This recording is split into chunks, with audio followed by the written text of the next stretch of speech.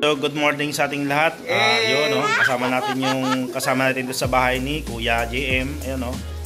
Diba, Kuya? Ayan. Ito yung bahay ni Kuya na walang CCTV. Ayan. So, kaya nandito naman kami ngayon sa ano to Binyan. Okay. So, meron tayong pupuntahan mamaya doon na medyo kakaibang trabaho. Ooh, that's a good one. Hindi nyo pa ito nakikita sa mga vlog namin. Pero ang tabayanan nyo, guys. So, hindi naman motor ngayon ba siya? Hindi naman motor ngayon. Aeroplano ba yan? Pwede. Baka barko yan. Pinahin nyo ito, no? Ayan, no? So, kasama natin yung team. Ayan, siyempre. Lagi naman yan. Yan yung mga team natin ng mga team. May tanong ako sa inyo, paano gumamit ng Tinder? What? Tinder yan, no? Yung dalawa expert eh. Expert yan. Tsaka ito isa yan. Expert yan dyan. Ayan. May tutorial yan, ha? Tutorial. Ayan, guys. So, ang tabayanan nyo, guys, yung mga sunod na kaganapan namin. Alright, guys. So, yun. Nakasakay na kami sa sasakyan ni Kuya. Ayan, no? Kuya? Mga pogi, mga kuya. Ayun, no? Isa pa doon, no? Ayun, mas pogi. Mas pogi yan. Alright. Alright. Idol ko itong mga ito. Magaling to sa Tinder. Saan ba tayo pupunta? Ba't nandito tayo? Magre-remit yata tayo ng truck. Hindi, aeroplano ata. Aeroplano ba? Barko? Ito kami galing sa bahay ni Kuya. So, ano na kami? Driving na kami. Papunta na kami dun sa target namin. Timbao. Binyan. Sinabi niyo po ba kung nasaan tayo ngayon? Binyan lang. Siyempre, di ba? Mamaya na lang, di ba? Surprise. Surprise ba yun o kami masasurprise? Alright? May single sa inyo dyan, Oy, binata yung mga to. Ito, mga binat. Mga nabinat. Nabinat na. Bukod lang sa akin kasi ako, meron na ako eh. Sana. Binat na sila. Hirap na mapalayo sa bahay. Okay, guys, so tabayanan yung mga sunod namin gagawin. Okay, so driving na kami. Alright. A few minutes later. Ito tayo sa Binyan, Laguna, Timbao. Ayan, o. Alright, so ang tinitira natin ngayon malalaki na. Ayan, o. So puro remap yan. Okay. So update namin kayo, guys. Hindi namin ma-remap itong isang ginagawa namin.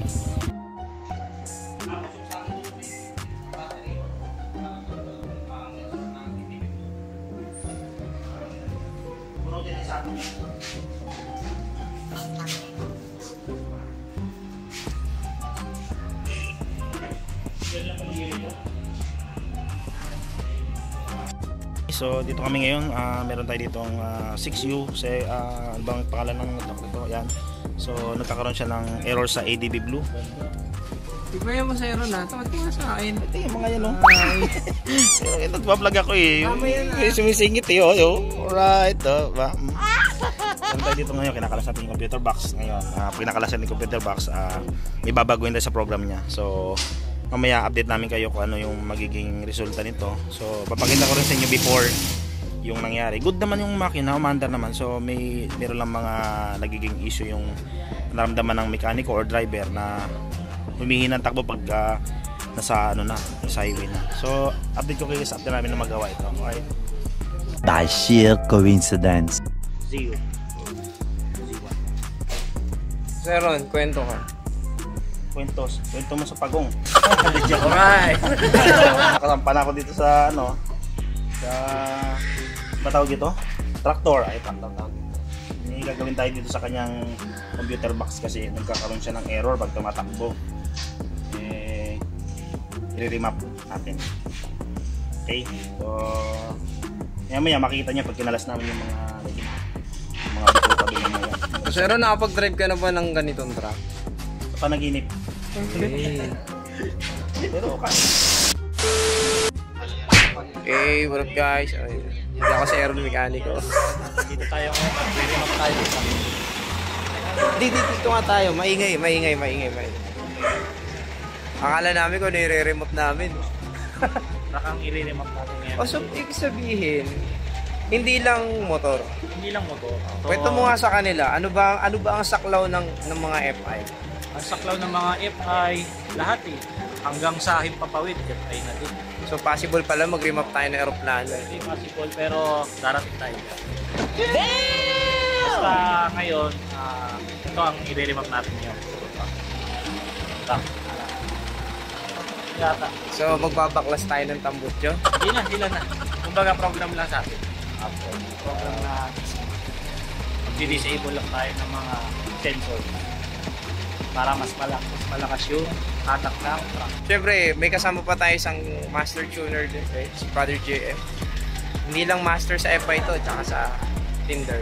Hindi po. Seryoso. Andito tayo ngayon sa Guys, andito kami ngayon sa Hananet Philippines Corporation Incorporated dito sa may Timbao, Binyan, Laguna. So, may check upin tayo na truck. Bali, titignan natin kung ano yung magagawa natin. May problema siya kasi binaypas na yung catalytic eh. So, di ba tama may catalytic din sa motor? Oo, pares no. So, napakalaki ng papel ng catalytic. Malaki ang papel sa mga stock. Pero sa mga, for example, na naka-remap na o naka-program, tinatanggal nila. Kahit sa mga big bike din naman na, di ba, nagpapatambucho, tinatanggal din na. Oo. So, ano ba? Dapat talaga required na mag-remap? Required talaga. Sabihin mo nga sa kanila po, ano bang mga pointers dapat nila tandaan pagdating sa pag-upgrade ng tambucho, do's and don'ts? So, ganito. Once kasi na magpalit ka ng tambucho, mag-iiba kasi yung air fuel mixture. So, tendency nun, pwedeng magkaroon ng problema sa block, combustion chamber, yan. So, maganda nga na ma-remap siya para mabalance ulit yung air fuel mixture yan. So, hindi basta naisip ko, tara, palit tayo ng pipe. So, ang sinasabi ng iba na hindi naman naapektuhan, in the long run, dun mararamdaman yung problema. Hindi yung agad-agad. So, yun. Brother, pwede mo bang sabihin sa ano ba to? Dali, turo mo nga kami. Ano ba tong... Ayun, si La Brother. Di ka. La Bro RD. I-guide mo kami. Ayan. Watching ka na to. Laki ang katawan. Ayan. So, ngayon, bubuhatin na natin. Alright! So, papakasin natin, titignan natin yung ECU. Doon sa itaas. So, yung hindi natin kita. di ba yung sa ilalim? Sa itaas. Ano sa taas ba? Kala ko Sabi ng driver. angatin na natin. Hindi natin Ito yung truck. Before mapping, ito yung kalagayan ng kanyang panel. Good naman yung power. So, may power naman siya. Nangyari ito kasi, ayun, pagka tumatakbo, umiilaw to. Yung dalawa na yan, umiilaw dyan. So, pagka tumatakbo, umiilaw yan, palyado. Ngayon, pinareset niya, gumanda uli. Pero pag tumakbo dito, babalik ngayon, hindi siya umiilaw kasi gawa ng napadelete na. Pero ito problema ngayon, may check engine. Then, ayan. 5 minutes later. Yan na, so ito na yung negative ko. Yung una, positive yung pangatlo mula sa dulo. Ang dilim naman. Ayan siya, positive din yung kanuan, yung white dulo. Yung medyo malabo. Tapos green sa baba. Okay. So ito na, ready na.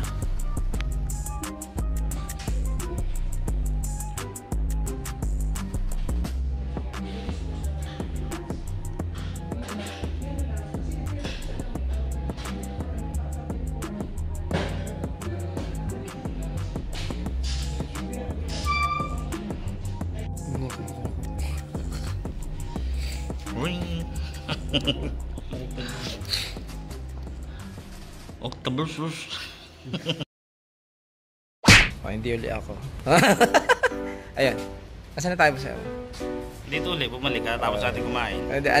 Ano na ba yung yung process na siyempre nag-read na tayo ng file kanina. Ngayon yung file na yun, niremap or may mga dinilit na mga sensor na nagkaka-error yung truck, kaya hindi makahatak ng maayos. So yun, maya ipapasok na natin, ipoprogram natin yung ECU, then after nun, goodness, sakyan din. I-road test natin, tignan yung result. O i-road test mo ba sa'yo rin yung truck? Sila na bala, laki niya. Pwede naman ako, pag pinayagan nila ako. Yan, so pasok kami sa loob para tuloy namin. Mainit dito eh. Mainit dito. Tara! Bunot!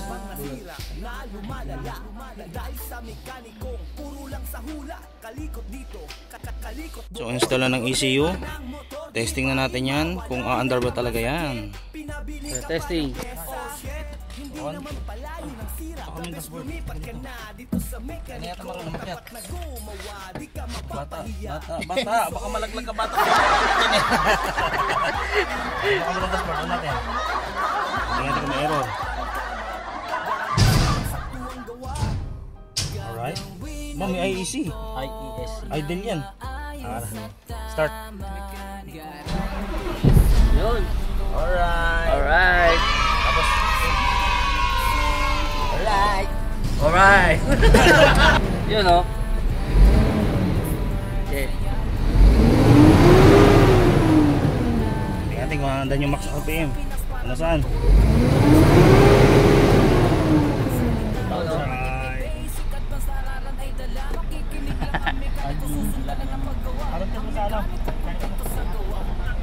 Test na to.